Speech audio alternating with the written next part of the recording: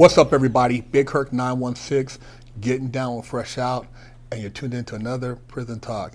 I'm here with my man today, Dago Mark, and this gentleman is really from San Diego. He's really about that life, and there's a lot of internet sensations out there, people who glorify, monetize, and utilize certain things to kind of, I guess, accentuate their persona. I'm not hating. I'm just, it is what it is. And there's someone in particular that's from the same town that he's from that we want to elaborate on. And it came to my attention. He happens to know some people that know this individual, and that individual is Wes Watson. Wes Watson, wow. I think of Wes Watson as this. Look, hey, businessman, made a shit ton of money, perpetrating a fraud, and I mean such a fraud. Like he's an asshole. Like, I know people in San Diego personally that know him, like how much it went to his head, and he's never been anywhere. I mean, he's bragging on tape about being on a 2-yard, putting in work. It's like, I mean, look, man, I'm not going to sit here. Hey, Wes, you made a bunch of money, dude. You're from my town, SD, you know, and the whole thing about it is like the way you carry yourself, the way he did, and the stuff that happened to him in Miami. Now, look, I'm never going to root for the cops to give anyone a case, but that's karma, man. You treat people like shit. I know people that have walked up, because they all know him, you know. I have friends in San Diego that know the man personally, and you know, he'll be in a restaurant, someone will come up, oh, Wes, you're trying, fuck you, get away from me, you know, and he's the antithesis of unapproachable, and he's made himself out, you know, all materialistic, you know, what do I got? Look at my cars, look at my houses, and look, man, I get it, man. You made a bunch of money perpetrating a fraud. I mean, if he'd have landed on a yard I was on, it'd have been like, hey, what's up, Wood? Let me see, don't be running up no bills, you know, you're gonna put your work in when it comes. And by the way, have your fucking paperwork in a week, stud, or else, you know, I might give you some delay, maybe 10, 20 days, but I wanna see your shit. And you'd have been treated like anyone else in there, you know? So how realistic, and it wasn't from my place to initially talk about, like, you know, what one car was doing and another car wasn't doing, as far as when you show up somewhere and raise your hand. And I've been in YA, I've been around some dudes, and I got pictures I can show you when I was in fire camp. You know, I was working out with some dudes who were some woods, and they were, you know, cool with me. And they even say, hey, Big Hirk, I like what you're doing on your channel right now. These guys are now, you know, family men, but I'd never seen these dudes, even when we showed up together, when these guys went from Chad or D. Will Nelson and came to walk to fire camp, nobody was raising their hand. Everybody was very cool, respectful, but, you know, when you get somewhere, even the biggest dudes, gangsters, I've never seen nobody like, oh man, I'm gonna put in the work. You just kind of like try to mind your business and fly under the radar unless you have to handle something business by default. Yeah, I mean, it's just, I mean, maybe he was just starving for content, you know, and running out of shit to say, but, you know, it's like there's certain things he's saying that you shouldn't talk about, you know, and like all through this interview, you'll never see me stray into those waters, you know, because look, everybody knows the structure in prison, you know what I mean? This, you know, you're whites, the AB run it, you know what I mean? You're Mexican, the MA, you know, Bloods, Crips, they got their main. I know all them dudes. I know, you know, a lot of good dudes. I did 21 and a half years in them penitentiaries, not at these yards when, like, people, I've been to prison. Well, you know, like, let me expound upon the mediums, okay? Things have changed, you know? Like, back in the day, there were good yards that were mediums. Like, my boy JJ, he's like a son to me. He's one of my best friends, and he was at the medium at Victorville, and, you know, they were checking paperwork, dealing with motherfuckers who weren't good, and definitely putting that work in on them sex offenders. But now, you got all these yards like, you know, Sheridan, Terminal Island, you know, Wilmot, And you know, these guys are signing papers when they get there, man. And they're signing papers saying they won't touch the sex offenders. These motherfucking scumbags got their own row of tables in there. I heard about that. Yeah, man, and these dudes are acting like, I've been to prison. No, you haven't. And let me tell you something about, I can only speak on my car, but if a guy goes there and he fucking doesn't get off on them sex offenders and he starts getting write-ups and dirties and he comes to my yard or our yard as a white community, yeah, he's getting blasted. Yeah. You know, like he's getting his fucking brains kicked out at best. And he, you know, it's just, you know, it's, I don't know, man. Like, look, there's a ton of killers and there's some great stories on YouTube. You know, I know a lot of those men, you know, and they talk about them and, you know, and some of them are talking, but if you see guys talking about, you know, the inner workings of things too, Yeah. you know, they're no good. They're either dropouts or they're just straight out rats. I mean, look, and they drop out, they got a debrief anyway, so. You know, another thing too I want to point out is I've been in a lot of places, man. Everything, like I said, from juvenile hall on up, and I've been around some dudes who are straight goons, you know, dudes who are savages. And one thing you know about, like, in prison, like certain tattoos, certain things, if there's a respect thing. You know, you're not walking around the dorm, the unit, with your shirt. You know what I mean? There's certain things that cover. There's guys I've never seen without a khaki shirt on. Well, it's funny too. You know what I mean? 'Cause there's some very offensive. Like, if you look at my body, I have SD. I'm from Dago. These waves on my arm, I earned them surfing 20-foot surf on the North Shore of Oahu with the fucking hui, with guys I know that were really hooked up on the North Shore. And the rest is memorials to my son and my wife that I was married to when I got arrested. My son, rest in peace. You know, Tyler's no longer with us. And I didn't get all kinds of political ink on me. You know what I mean? I mean, I don't disparage anyone for that. You know, I mean, hey, cool, you know, but you know, I've been with white boys on the yard. They got Swazis on their forehead, and I'm looking at them like, this is before I realized, you know, you could actually take the shit off with lasers, you know. But I mean, I was thinking to myself, man, what are you going to do for a living out there? You've kind of limited yourself a little bit, you know, and more power to you, you know, like what you believe in it, be about it. But a lot of people, man, are like Wes. There's also people perpetrating frauds who are killers, like who are saying, I'm part of this organization and we don't do drugs and we don't do this, but they're dope fiends. And so it's like either, all I'm saying is just live who you are, be who you are. That's all. What would happen for somebody like Wes going back to prison with all that stuff on him, all that, you know, I mean, because it's like, I mean, I know he's way over on the, you know, East Coast now, but in California, bro, I mean, with all the, you already know the answer to that. Yeah. Yeah, I'm not gonna say nothing. Yeah, that dude's. I already kind of figured, because like I said, I mean, look, man, he can go to some, probably, look, I'm not saying where he can. And I'm not saying, hey, God bless the man, you know, I don't wish you no prison time, you know, you're out here, much success making to you, your blah, money, blah, blah, getting you your know, money, hey, yeah. Get yours, man. But it's like, that's kind of like, people that know my whole story are like, dude, you have a movie, like you have no idea, and we'll get into it. Like, there's never really been a case like mine. It's not my case was a case of first impression on a few different avenues. When they held closed hearings and took my attorneys away from me in those closed hearings without me there, that's the biggest Fifth, Sixth, and 14th Amendment violation you could ever see, but it gets done. But not to stray off subject, it's like I know what it's like, man, to have my life took from me and to lose so much. And when you got guys like that dude you're speaking of, Wes, you know, like on there glorifying this like it's a game. It's not a fucking game, man. Like he's sign languaging down the road, and like some of the shit, I don't watch his shit, man. It's just so juvenile, you know, like most of the shit he's talking about. And you know, like I say, the world, I believe in karma, man. Yeah. You know, I believe in it big time, and it's coming back.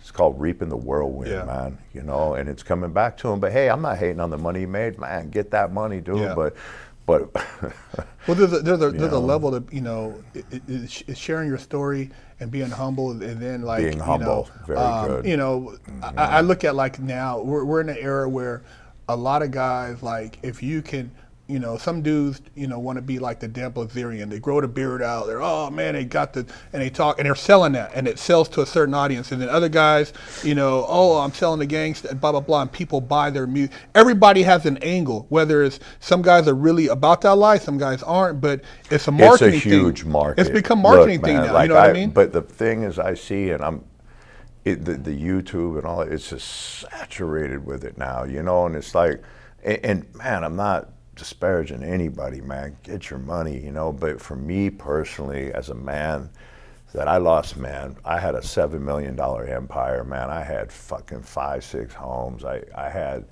the life. I had full custody of my son, man. Like, I lost my only son when I was in there, like in the hole, like, all I'm saying is I've been through so much heartache and so much pain. Like, man, I don't need to sit here and talk anymore about dudes getting slaughtered and what I've done, and I've done plenty.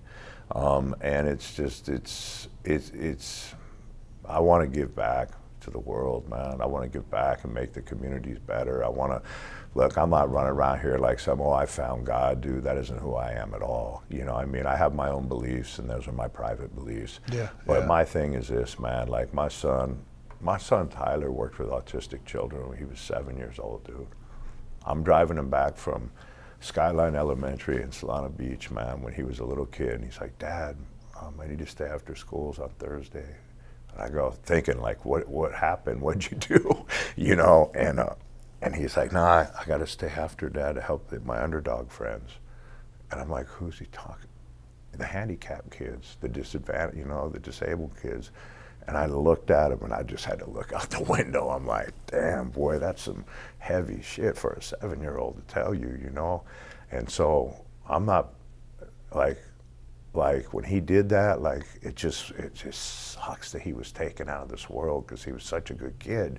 But what I'm saying is that there's men, tough fucking killers in prison, man, that don't need to portray, all that stuff anymore. And, I just think to a degree, it's a bad look for the young people who are so lost, because I think about like how lost I was when I bought into that whole persona at 15 years old, going from skateboarding, BMX, and wanting to be a street dude. And then it took me going to the pen and talking with guys who are doing 5 lives plus 100 years and hanging around these different individuals. And for me to finally wake up and, I've been around some hitters, man. And, some of the guys, they said, I'm getting emails and messages like, man, I watch your channel. I want to do an interview. No, I don't want to do an interview, man, but what you're doing is great. My kids, I watch it with them. I've had law enforcement say they watched the channel to share with other guys getting out of prison as an example of what you can do with your life. And had we strayed from our principles and morals and values, and had I glorified and bragged about this, how much this, and what I did this, and our channel would be at over 1 million subs already. But because I kind of go against the narrative, and I have a bunch of different people on here, and I try to stay humble in my position, but at the same time, I know that I've made so many mistakes, and I hurt my family so bad. Exactly. And like, I didn't think about it, but like, the sleepless nights my mom had for me doing this, she's like, what would make you do that? Violently go and rob a bank and do what would make you do that? And I'm like, I don't know, man. And I had to really think about that, like, damn, what made me do that? And then I get around guys in prison, and some dudes, you either go deeper down a rabbit hole where you become barbaric and lose your humanity, or you try to pull yourself out of that. Exactly. And my thing was always, when I said, man, I gotta. It's so funny you're saying that. I don't want to become that person. Dude, it was scary thinking if I had to really, what if somebody said, hey man, Big Hirk, we need you to go stick this dude. We need you to go. And I'm like thinking, damn man, I'm doing 120 months. Nobody's coming to see me. I had no family, whatever, and I can't blame them. I did my own time. But if I get another for attempted murder or catch this, and there's dudes in there, I was by myself. So I had to I know most dudes want to do a one-on-one, so I might have to, it's gonna be violent. So I had to always think like, okay, this dude, he's tripping. He's mad at me because I'm, doing my thing, or I'm talking to this white dude. I had dudes telling me one time, I'm talking to a white dude on the yard from Orange County, skinhead looking dude. Mm-hmm. And we talking, hey, you from OC? And then a dude, hey homie, the homie said you were talking to a dude. What? Yeah, I'm talking to the white dude on the yard. I'm like, damn, I'm up in here. I don't even have freedom in here. I mean, here's the thing. I mean, look, I'm in all max penitentiaries. I mean, I'm gonna go ahead for the audience just to prove right. I started at Atwater, got re-indicted in the state of Arizona, spent 2 years there, came back to Atwater, got transferred to Victorville. Victorville was wild as fuck. It was full of big homies on all sides. It was popping. I lasted till 13. I went to fucking Hazleton. After some vicious murder took place. And so I went to Hazleton. From Hazleton, I lasted 4 months. I went to Lewisburg SMU. I went to Lewisburg SMU. I extended my stay there to 2 years because, apparently I got accused of inciting a riot against the cops. From Lewisburg, I went to Big Sandy. I lasted 4 months. From Big Sandy, I went to Lee County. I lasted like 6 months. From Lee County, I got disciplinary transferred up to Canaan. Lasted about 4 months. From Canaan, I got sent to Beaumont before they were going to state place me. They sent me to Beaumont Penitentiary. I lasted 4 months there. And then I got sent back to Victorville finally on a whole round turn. Those are all the pens I've been in. Damn. And so I know what I'm talking about. Yeah, I mean, yeah. The point I'm making is this. At the highest levels, look, we can't go talk. I mean, there's business going on the yard. Yeah, I mean, I'll talk to blacks, I'll talk to Mexicans especially, anybody I want. Islanders, I'm so close with the Islanders. Natives, Yeah, I was running too, with yeah, one of the most vicious killers, playing basketball, the natives every day, like running wreck, look, man, yeah, it's not, hey, we're rigid, man. Like you ain't breaking, you ain't breaking bread with certain people. You ain't going and hanging out in their cells all day and whatever. And you're definitely not sitting in their areas, and they're not sitting in ours. But you can have relationships on the yard with people. You know what I mean? Good relationships, man. I mean, I know the heads of damn near every car really well, man, and I like to consider them, many of them, my very good friends. So yeah. Well, my whole thing with that was like, because one of my mentors was an old Vietnam vet doing 30 years, and he was kind of like, he put me up on a lot of law, and he was a white guy. Mm-hmm. But my point being is that, like, people who really have not experienced culture, like for myself, I grew up around a multicultural environment.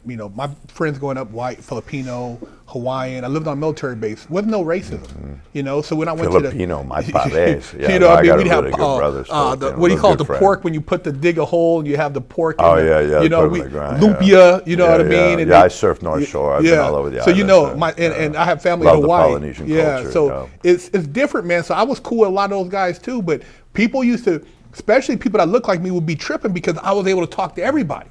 I talked to this dude. They're like, "What are you talking to him about? What are you talking?" I'm like, "Dude, I don't know about you, but I talk to different people on the street. Even there were some, dudes from Serena. They used to be like, Big Hirk, bro, I see you, man. We talk, but then we can't talk. You know what I mean? But they would be cool. They were cool with me, but I had dudes that like Big Hirk. You know what I mean? I mess with you, but we can't work out or nothing because it's politics. And I'd be like, because trippy. Cause and I mean, in the pen, you're not gonna, you can go play sports with them, but you ain't necessarily gonna go out. And it can't be too much because other dudes are watching. It's considered sharpening the other team, because, and this is the reason why, for instance, when I was in Maricopa County, okay, I started at Madison Street Jail, and anyone that's watching this knows what a fucking hellhole that was. So when they moved us all to 4th Avenue, they tried to integrate us. And them cops in there, man, they're like juiced up, big ass dudes, and they're beating and they're trying to push other races in your cell, and it's like, look, the state system's a little, look, the feds is gnarly too, but everybody knows the rules, you live with your own kind or else. And so they kept they would be shoving guys in the cells. And I like to be proud to say that I kept my unit. And look, I'm from Dago, man, but I ended up with the keys everywhere I went over there too, just, out of respect, because I just happened to be the guy they wanted to speak, and plus I already had a life sentence when I got there, so. Do you think a lot of that is them purposely trying to stir up some shit? No, for sure. So they could justify it. I've seen them when they've done that before. I'm going to tell you how I finally diffused it. With intelligence. I said, look, man, you shoving a guy of another race in that cell, say you put a black and a white together. Now, say something jumps in the day room between the blacks and the whites. Now you're going to put these two dudes back in their cell. One man's going to kill another man in there, and you know it. he's going to give it a shot, you know. And it's a small box, and I've been in many wars in the box, and them things are gnarly. Like, you know, like hand-to-hand combat with or without a weapon. I've been in both. It's fucking heavy in a 6x9. So they're trying to shove people in this environment. So finally, lieutenants came down, and I'd be sitting at my table, and I'd have one of my boys in Arizona, in 4th Avenue. I'd say, "Oh shit, we only got one open cell. Look, there's a white boy there. The only open cell is with a black, and he can't go in there, you know." And so go tell him. So he'd send him to the door, you know, like, "Hey, don't come in here, man." Like, what? You know, and it got to that point. So finally, lieutenants, everyone gaffled me up, and I had a talk with him. I was like, you know, "What can I do? I'm in cuffs, you know." Yeah. And I said, "Hey, listen, man, you're gonna try and ruin these guys' careers, man. When they go to a real yard." And Arizona's got some fucking gnarly ass dudes, and fucking natives are nuts, and white boys and Mexicans are down with their business, man. And you go send these guys to blacks, tough. Like, you go send these guys, you guys actually don't have a lot of numbers over there, like compared to California, you know. But you send a real man to a yard who's under any kind of political structure, and I'm telling the jailers this. I'm saying, you put two races, like, that guy's going to get slaughtered when he hits the yard for living with a guy. So you're endangering his life, you know, right off the rip with your bully shit. I mean, dudes would go in and say, "I'm not going to live with this guy, man." They fucking come in, take him in the sally port, beat the fuck out of him, and put him back in the cell. I watched it repeatedly happen, dude. And finally, when they got, and I explained it to them in just very relaxed terms, like, you know, you ain't going to do it to me. You know, there's a lot of guys out here you're not going to do that with. And hey, I can be friends with I mean, look, we had a thing where, man, I was living with, you know, like other people we had deals with, but there's certain people you can't live with and have a political, and they're forcing it on them, and they were really, you know, needless to say, I mean, this is Arizona. The feds know better, you know, at the highest levels, you know, they know they always stick to that rule, like, yeah, you're gonna sell with who you want to sell with. Well, just like the situation I told you was when they called me to a lieutenant's office, and I had a Mexican cell, and they're like, "Hey, you know what you're doing? Do you know the blah blah blah?" Sure, yeah, because they're like, "Whoa, this is like, whoa, know, what's this?" Kick off some shit. So, you're not just putting somebody in there. "Oh, let's see what happens." But like you said, when they're doing that, it's entertainment. And these guys come to where, it's barbaric, man. It goes back to the days when they were fucking basically chicken fighting with humans at Corcoran, man. When they were putting, you know, and they got arrested for that shit, man. These cops, like. Look, man, these penitentiaries, man, are full of people like that maggot in the Green Mile that kills a dude's mouse, you know, in the shoe. I mean, there's just, and then there's some decent ones that are just there for a paycheck. Yeah. But, you know, it's, I mean, there was a big investigation into Victorville, man, right before I left, for them beating the fuck out of dudes in the back. I mean, it's public record, whatever. Well, there's a lot of places people disappear. I've been to Lompoc. I've seen a dude, I was kicking with him one day, next thing you know, they said he hung himself in a hole. You know what I mean? I'm like, damn. Go figure. This dude was in the law library. He was studying. He wasn't suicidal that I knew about, but that's disappeared. But that's the problem, man, when like, look, I did 11 and a half years of my 21 and a half in the hole. And it's like, and I did it like 2 here, 1 here, 6 months, you know, a lot of whatevers, you know, I'm always in the hole. And that don't even count all the time. Like right now, the penitentiaries, like Victorville, oh, we're short on staff. You're locked down for weeks. But then let something jump, man. About 30 of them motherfuckers are running out the back. You're like, short on staff? I can't tell, you know? And anyone that's been at these pens knows what I'm talking about. Yeah, it's just a sad state of affairs. And it's, look, we still live in America, you know what I mean? And we're supposed to treat our people humanely. I mean, that shit that El Salvadorian president is doing to those guys, I've watched what they got the MS in. Them dudes don't even have mattresses. They're like 40 deep in a cage. God. Like, I've done a lot. What are the 85 people for one toilet? For one toilet, bro. I've done a lot of whole time. And you see the food? It's rice, pasta, and a tortilla. No protein. No protein. He said they get this 3 times a day.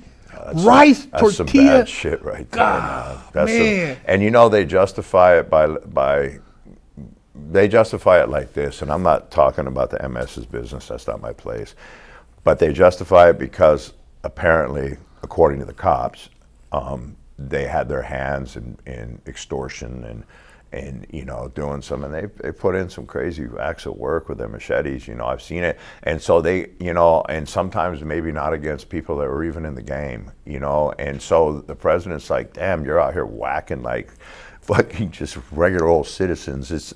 It's like, you know, if you're in the game, you know the consequences, you know. But when they overstepped that line and started fucking with civilians, you know, that aren't in the game, you know, that's when the government, like you can commit so much crime in this world and just keep a low head.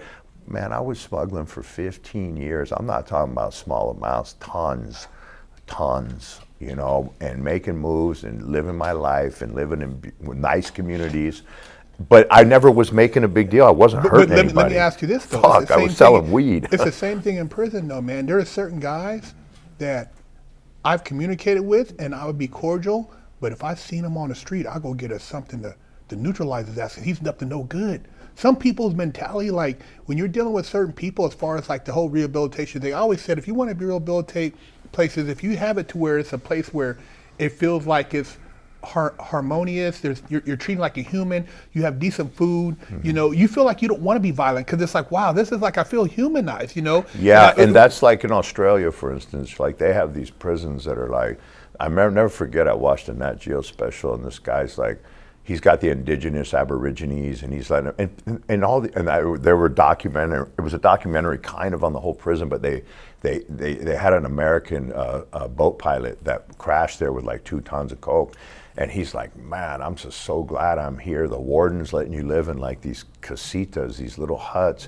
and there's land everywhere, and they're able to, you know, move around, and everybody's so well behaved, you know, and it's like they promote rehabilitation, but the feds don't do that, okay? Well, especially not on the maxes where I've been. No, the maxes by no means. I mean, that's what I mean about the psychology, because I've seen where they move inmates around like chess pieces, where like, say there'll be this many dudes from like, say this state and this many, and they know if they add 30 more of these dudes, it's gonna create a whole prison unbalance, because they know that it's gonna set off a riot. And I've seen them do that. I've seen them bring in a guy, like you said, a big homie, and they're like, and then the dudes are looking around, and it just disrupts the whole balance of power purposely to justify something else, because they don't. I seen a warden come into a prison in Sheridan before it turned into a shit show. And when I left USP Lompoc and went to Sheridan, and I seen they had wood in the rooms on tables. They were throwing concerts outside, playing music. I said, no, I heard back in the dude, day. It was, no, I heard like in the weight pile was like, oh really my God, we had strongman sick. contests. You'd be running around. It was like, you know, I was doing time, but my mind was like, wasn't like in Lompoc. Like, I'm like, this is crazy. Movie night, you know what I mean? It was like, dude, it was pretty, like the food. But then this warden came from Marion, Charlie Daniels.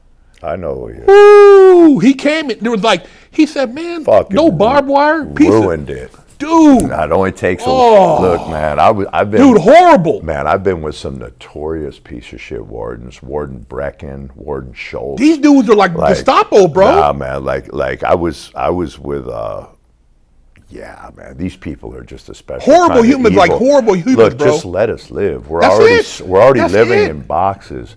And if you let us live and like give us some freedom of movement and this and that, but see, what happens is everything they do to deter violence, we're going to keep stabbing each other. We're going to keep going off. We don't give a fuck about your rules, or you're like trying to run us this way and saying you're going to take this from us. If a hit's got to go down, it's going down. We don't care about you and what rules you're making. But you get guys like that. Now, Brecken was one, and Schultz out of Beaumont was another one. I mean, Schultz locked me up because I bucked on their fucking encumbrance program. I mean, you get a write-up, and then you get your sanctions, you lose 6 months of visit, 6 months of phone, whatever. Nah, when you get done with that, he's taking all your privileges indefinitely. And at that time, I'm fighting a fucking case pro se on my like 20th appeal. Nah, realistically, at my 9th appeal, I done spent $600,000 on lawyers. I'm good, I'm doing this myself. And, you know, for the audience, yeah, that is how I'm home. I won on that Johnson case that became the DeMaya case that morphed into the final case, the Lamont Davis case, which attacked the residual clause of the 924C crime of violence statute. I was charged with that. Yeah, and they voided it for vagueness. I fell under the residual clause. I got convicted of conspiracy to murder the assistant attorney general that was prosecuting me. because of the shooting at her house. And when that rat got up there in federal court and said, yeah, he drove me to the house and I got scared and drove away, they convicted me on that, of use of a firearm and a crime of violence with a silencer, 924C, 30-year stack. So anyway, the reason I beat that charge was because nothing that they even did to me all through my case that I should have got out on, which we'll talk about later, which was a lot, it was on that case that showed up. And I fell under the residual clause, and that's what got me the 30 years off. And when I went back to get resentenced, the judge had to resentence me, and it was fucked up, man, because we thought she was gonna let me out, you know? And because goddamn, we're using like the Ariano's case. I was with Ben Hameen and Kanan, and we're using all these other big drug lord cases like, hey, they got 20 years. You know, this guy, that guy, and the judge just looks, well, you don't know their cases. Well, of course, you know, they ratted, you know, which is commonplace down there. They snitch on their enemies, whatever. Everybody knows it. Just watch Mexican Narcos, you know. But anyway, and that's another thing I'll get into. Yeah, how much of that I know those people. Anyway, so, you know, but, you know, you give people this, you know, we're arguing like, hey, give me 20. It's the minimum mandatory on a CC&E. I got convicted of the Kingpin Act, you know, the CCE. Yeah, CCE, yeah. And so, you know, the judge just used relevant and acquitted convict. I mean, she used the charges that I beat to enhance me, and so she gave me 27 years just for the weed, you know, and it was like, wow, you know, like she consecutive. No, she gave me the 27. I was done. The 30 years I got off, and now I'm just dealing with the weed. But with a CC&E, and then she even announced, my lawyer's like, Your Honor, this is just a marijuana case now, because I hired a good lawyer to do my resentencing, this guy Sean Perez, and he's like, Your Honor, this is just a marijuana case, and the prosecutor, oh my God, at my resentencing, she didn't even do a new PSR on me or nothing. She wasn't even ready, and the judge is like tearing into her like, I can't believe you didn't even do this. A sentencing memorandum, nothing. Like, you didn't do anything. And she's like, and Mr. Brandon, he's been in custody that was during COVID, and I'm trying to get this shit over with, you know? And I'm even doing it on video because it's been so long, man. I'm tired of being over there, you know, and I want to get out because I know that I should get out on 20, but long story short, yeah, but she gave me 27, and man, thanks for Donald Trump's son, Jared Kushner, and the First Step Act. I got that down to like where I only did 21 and a half, you know. But I mean, you know, you got some good time. I lost most of it, and then with that, I was able to get another year off for doing this 13-step. Not, you know, it was an outpatient drug thing where I got to go down to rec once a week with like 13 other dudes, and we just took a class and left. Like me, I'm not going into RDAP. I'm not doing none of that, man. Like, I mean, we have our own reasons, but basically, you know, like there was a lot of white dudes that I can only speak for that were in there that were ducking rec, didn't want to put their work in at Beaumont, you know, and, you know, they're hiding out in these places. Plus, dudes are like telling on their cellies, like, right, they form a circle, and they're like, oh yeah, well today, you know, John didn't do this, and I'm like, so yeah, I kind of disrupted that whole program when I was over there, but you know, but Trump did some good things, man. He's the only one that ever stepped up, you know, and helped us with the First Step Act, you know, and I got out. And the reason that I even qualified for a lower risk of recidivism was because I don't have a long criminal history. Yeah. And my points dropped from being in the hole so long.